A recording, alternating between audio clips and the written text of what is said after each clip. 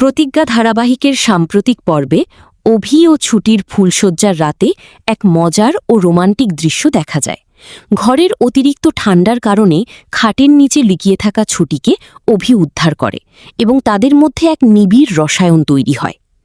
ফুলশয্যার রাতে একটি অদ্ভুত ও হাস্যকর পরিস্থিতির সৃষ্টি হয় যখন অভি লক্ষ্য করে ছুটি খাটের নিচে লুকিয়ে আছে। ঘরের এসি বা আবহাওয়ার অতিরিক্ত ঠান্ডার হাত থেকে বাঁচতে এবং জ্বরের ভয়ে ছুটি এই অদ্ভুত জায়গাটি বেছে নেয়, যা দেখে অভি বেশ অবাক হয়।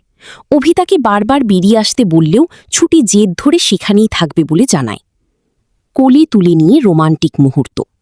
শেষ পর্যন্ত অভি ছুটির পা ধরে টেনে তাকে বাইরে বের করে আনে। চিৎকার থামাতে অভি ছুটির মুখ চেপে ধরলে তাদের মধ্যে এক নিবিড় দৃষ্টি বিনিময় ঘটে। এই খুনসুটির মাঝেই তাদের সম্পর্কের রোমান্টিক মোড় ফুটে ওঠে এবং অভি সস্নেহে ছুটিকে কোলে তুলে নিয়ে ফুলশয্যার বিছানায় শুইয়ে দেয়।